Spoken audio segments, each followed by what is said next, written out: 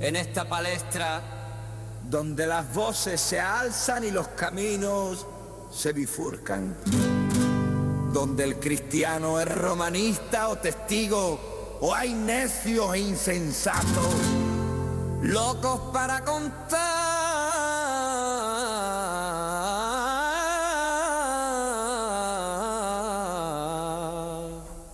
relatos.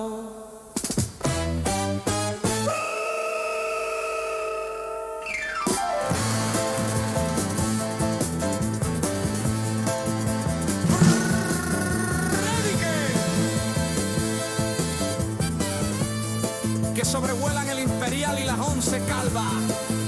Cuervo y campaneros blancos.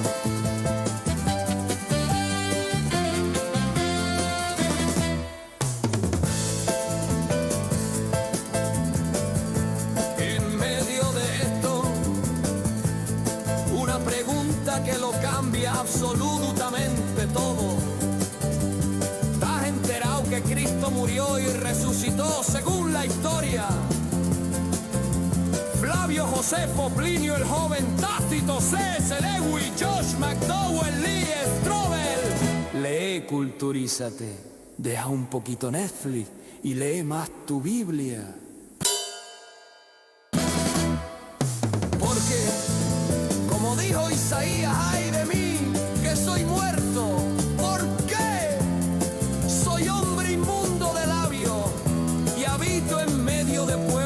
Tiene labios inmundos y he visto con mis ojos al Rey, el Señor de los ejércitos.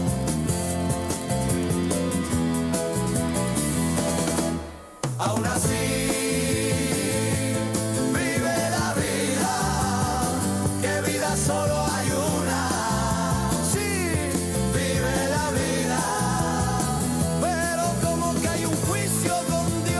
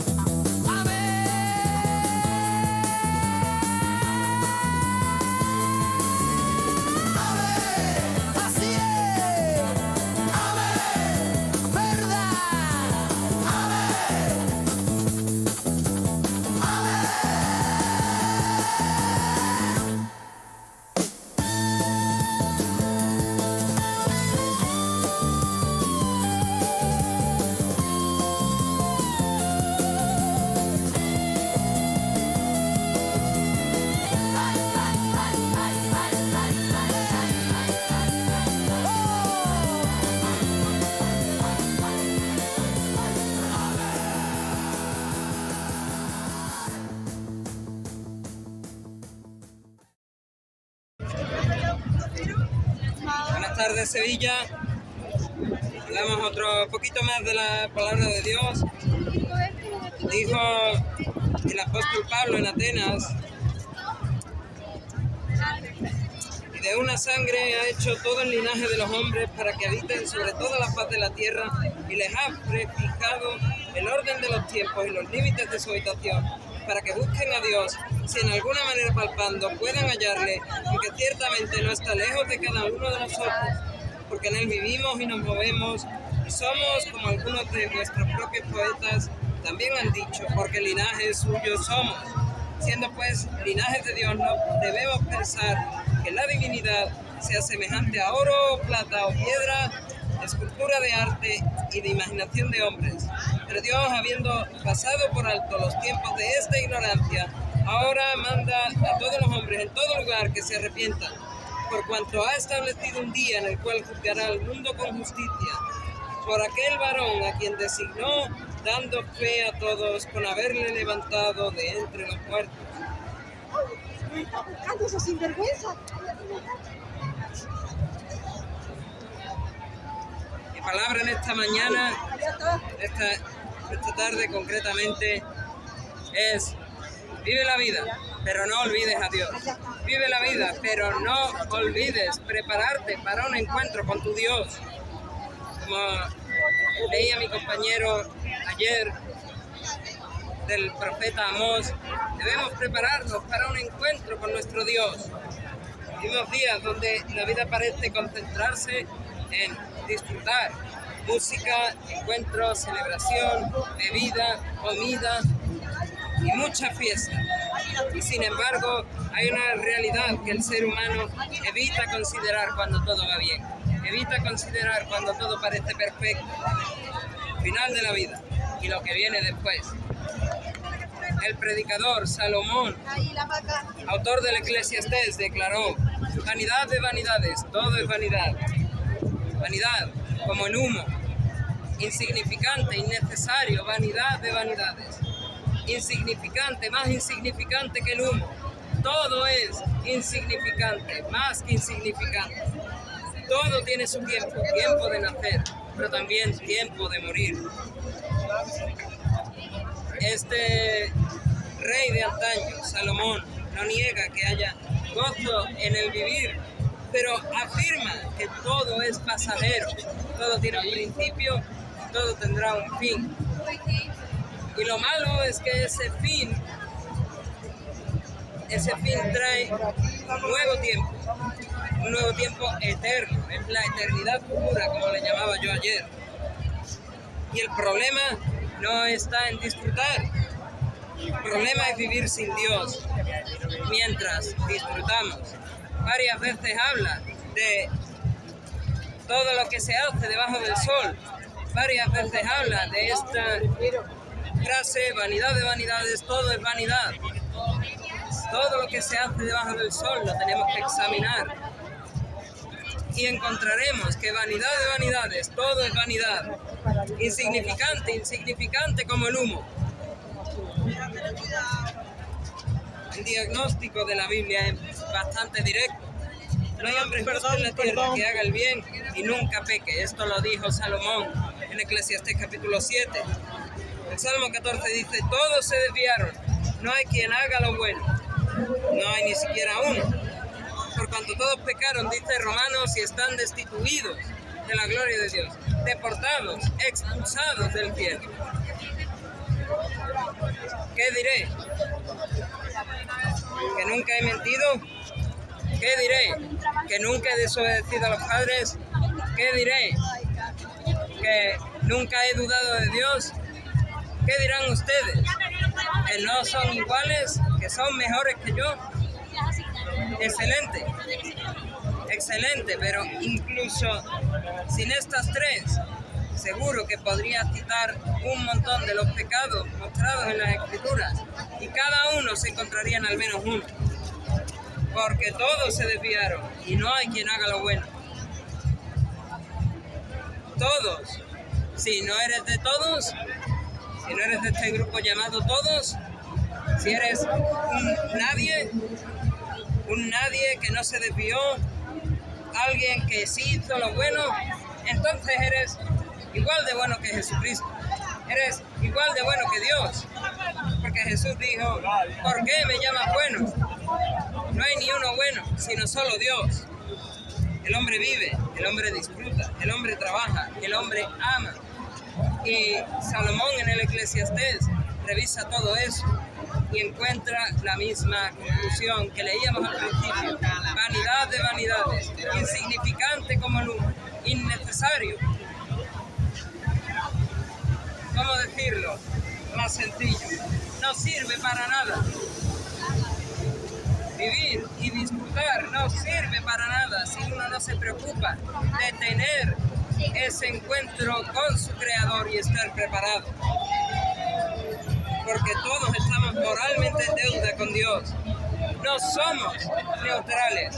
Y Salomón no era neutral. Él era culpable igual que yo soy culpable, igual que todos somos culpables. Incluso cuando intenta justificarse, la Escritura le responde,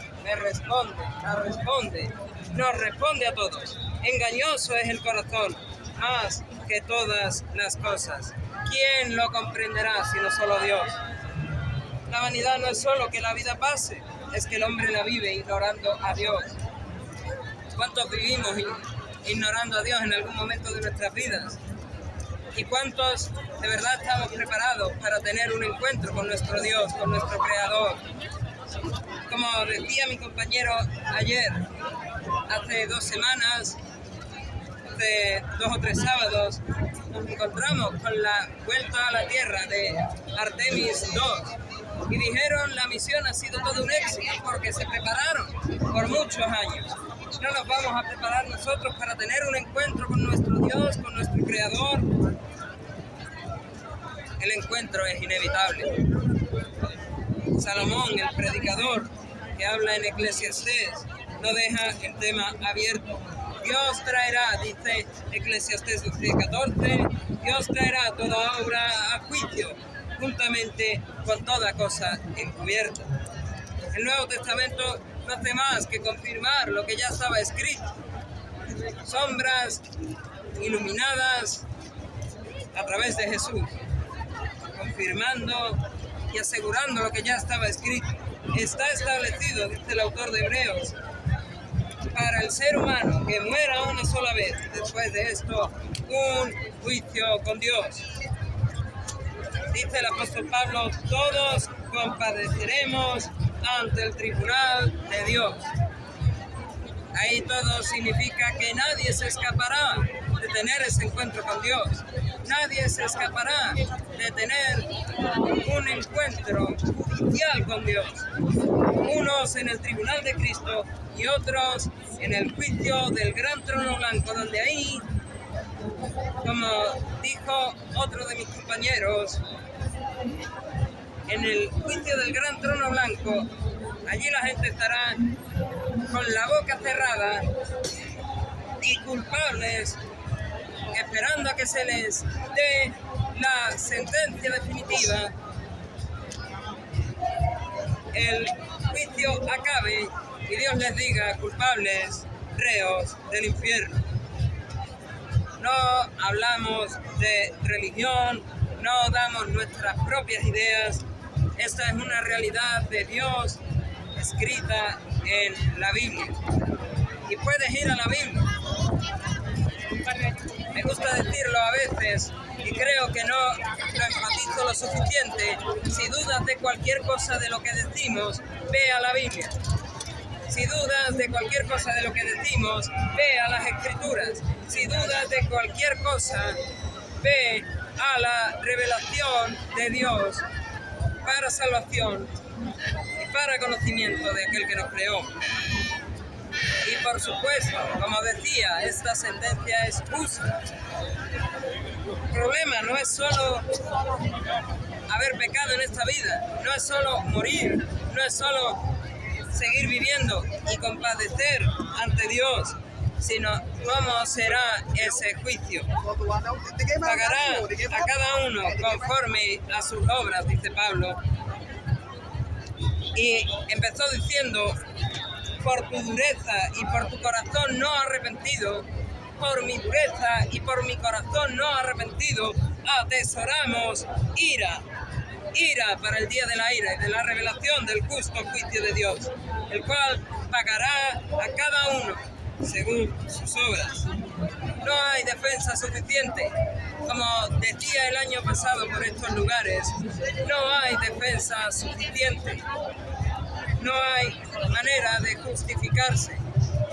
Es haber sido encontrado por un radar de tráfico pasando por la A92 en un tramo de 120 a 300 por hora e intentar justificarse ante el juez, intentar rebajar la condena ante el juez diciendo, mira los bocadillos que le he dado a los pobres, mira los orfanatos que he abierto, mira los pozos que abrí en África, mira a todas las personas que he ayudado. No sirve para nada, es insuficiente, sino que necesitas, como en muchos casos, que alguien pague la fianza.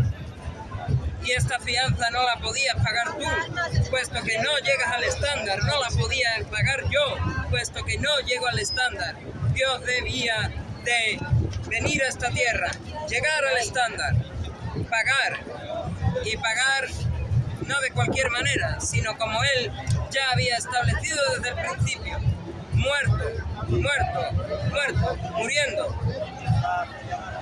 Con muerte pagaría en lugar de los pecadores.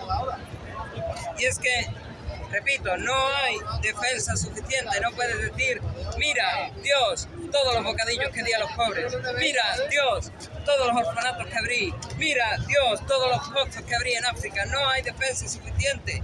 Pues como dijo Isaías, todas nuestras justicias, todas nuestras obras son como trapo de inmundicia, como una compresa de menstruación. No sirve para nada. Y el veredicto, lo vuelvo a repetir, es claro. El que no se halló inscrito en el libro de la vida fue lanzado al lago de fuego. Si no crees al apóstol Juan, entonces tendrás que creer al mismo Señor Jesús, que dijo, estos irán al castigo eterno. Estos irán al castigo eterno. Muy diferente a como otras personas presentan el infierno. Lo presentan como un lugar de muerte y se acabó, sea eventual o sea inmediata, y otros lo presentan como un lugar de purificación, haciendo una mala interpretación y una especie de supuesta referencia al purgatorio católico, pero no es así. Estos irán al castigo eterno. Es andarse quemando por la eternidad en un lugar físico llamado el infierno, conocido según las escrituras como el lago que arde con fuego y azufre, la muerte segunda, el lloro y el crujir de dientes, las tinieblas de afuera. Ese lugar donde el gusano no muere, haciendo referencia a esa Gehenna, a ese valle de Hinnom, que es el vertedero de Jerusalén. La vida no termina en la nada, como algunos dicen creer. Y digo dicen creer porque incluso creer que la vida termina en la nada y creer que no existe Dios es una creencia. Y como muchos de mis compañeros han dicho más de una vez, el ateísmo termina con la muerte. Una vez muertos, ya no hay más ateos, ya no hay más agnósticos. Considero que son agnósticos, que no son ateos, que simplemente no se han parado a intentar averiguar si es verdad que pueden negar la existencia de Dios o simplemente no tienen pruebas suficientes de ello. La vida no termina en la nada, termina en un juicio con consecuencias eternas. Y ante este juicio, como decía ayer, muchas personas lo ven de una manera diferente, no lo ven como lo enseña la Biblia, con Cristo como juez, nuestras obras, Cristo como juez, nuestras obras como acusación particular y el libro de la vida como nuestro único representante y abogado, en el cual, si no estamos inscritos, seremos lanzados al lago que arde con fuego y azufre. Pero muchas personas no lo ven así.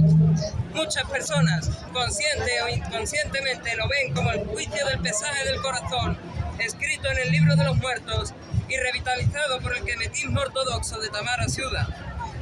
En este juicio hay una balanza en la Tuat, el inframundo de los egipcios, donde el dios Osiris es el juez de este juicio. La diosa Maat es presentada como una pluma de avestruz y es colocada en una de las pesas de la balanza, y en la otra de las pesas de la balanza se coloca el corazón del muerto, el cual debe de negar, debe de hacer una confesión negativa de que no ha cometido ninguno de los 42 pecados estipulados en la religión egipcia. Y si el corazón pesase más que la pluma de la diosa Maat, sería echado y engullido a un cocodrilo llamado Amit. Este es el pensamiento que inconscientemente tienen algunos del juicio de Dios, un pensamiento de balanza, pero no deja de ser el mismo pensamiento que los egipcios.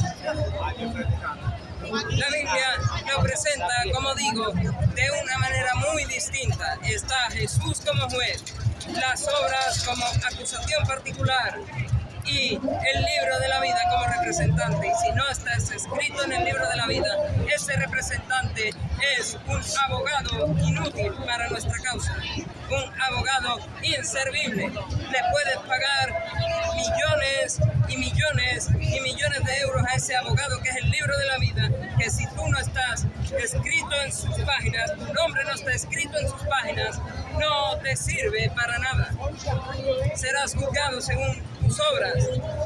Y nada más que con que Cristo encuentre en tus obras una sola mentira, serás expulsado, lanzado al lago que arde con fuego y azufre.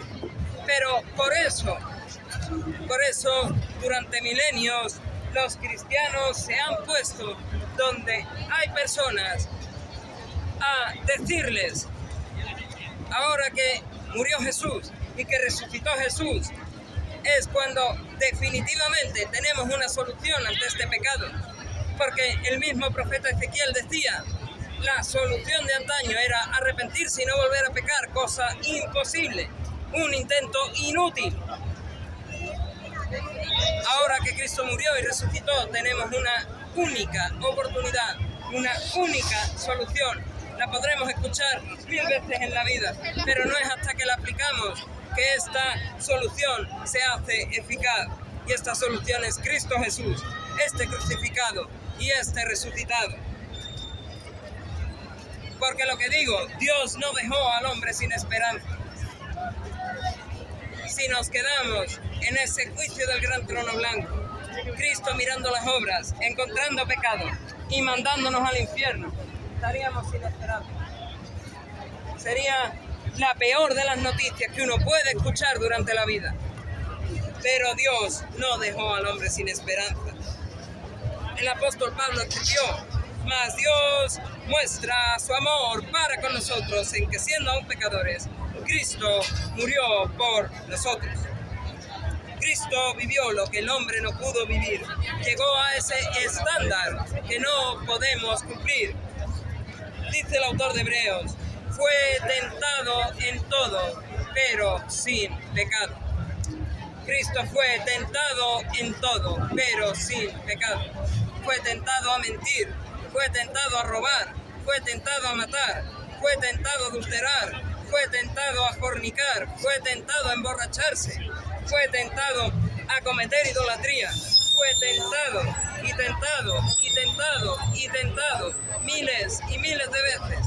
No solo las 3 que le resistió el diablo, sino todas las que los religiosos de su época intentaron tentarle, una y otra vez.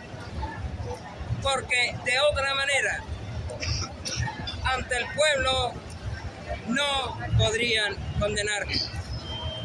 Y de hecho, dice el Evangelio de Juan cuál fue la excusa, la condena que le buscaron. No te apedreamos por buenas acciones, te apedreamos porque siendo hombre te hiciste Dios. Lo quisieron matar porque se hizo Dios, porque era Dios.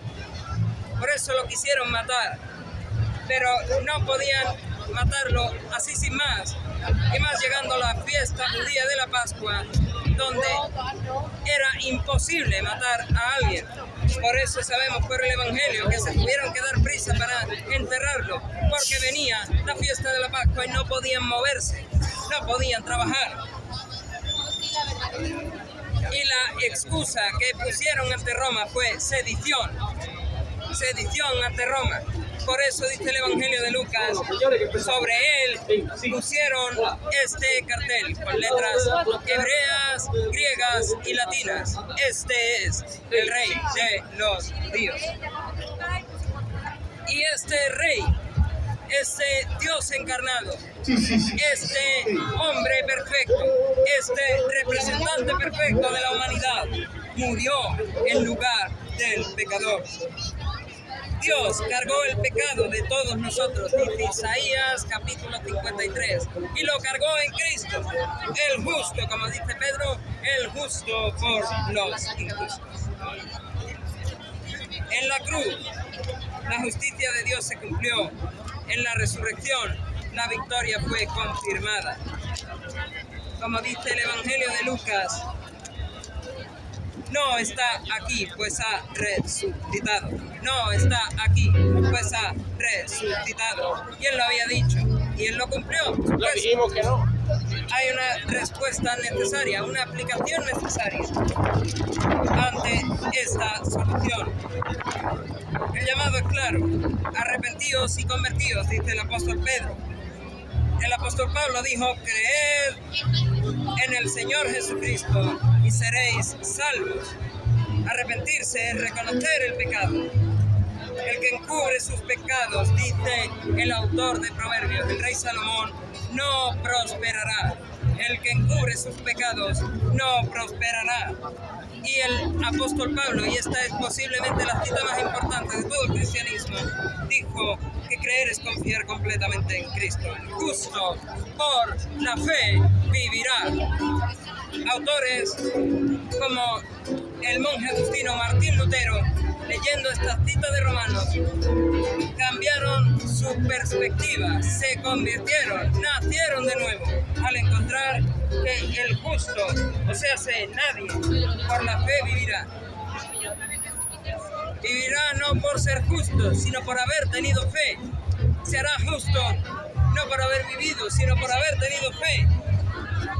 Esto no es religión, esto es una respuesta personal ante Dios. Debemos prepararnos, como dice Amós, para tener un encuentro con nuestro Dios. Concluyo, al igual que Salomón, con estas palabras: teme a Dios y guarda sus mandamientos, porque esto es el todo del hombre.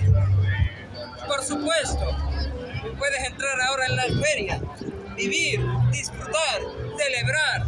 Excelente, bien por ti. Pero no puedes evitar esto. Te encontrarás con Dios. Por estas dos razones: que la gente vive su vida, y que la gente se va a encontrar con Dios, y que muchos no están preparados. Es por eso que a mí me entristece ver un lugar como este lleno de personas y entender que muchas de ellas no están preparadas para un encuentro con su Dios. Muchas de ellas ni siquiera han creído correctamente en Dios. Muchas de ellas solo han seguido la religión de sus padres, las enseñanzas de sus profesores, las enseñanzas de la sociedad, y no la enseñanza de la Escritura. Dice Isaías: buscad a Dios mientras pueda ser hallado. No olvides a Dios mientras vives, porque no podrás evitarle cuando mueras. Y si eres joven, me gustaría terminar con una pequeña cita de este mismo rey Salomón, de este predicador, allá en el Eclesiastés, que dijo: alégrate, joven, en tu juventud, tome placer tu corazón en los días de tu adolescencia, y anda en los caminos de tu corazón y en la vista de tus ojos, pero sabe que sobre todas estas cosas te juzgará Dios. Acuérdate de tu Creador en los días de tu juventud, antes de que vengan los días malos y lleguen los años de los cuales digas: no tengo en ellos contentamiento. Acuérdate de tu Creador en los días de tu juventud. Acuérdate de tu Creador mientras aún vives. Es el momento de volver a Dios. Es el momento de nacer de nuevo. Es el momento de recibir la salvación y el cielo que ninguno merecíamos, y darle así a Dios toda la gloria, toda la honra y toda la alabanza que solo Él merece. A Él sea la gloria.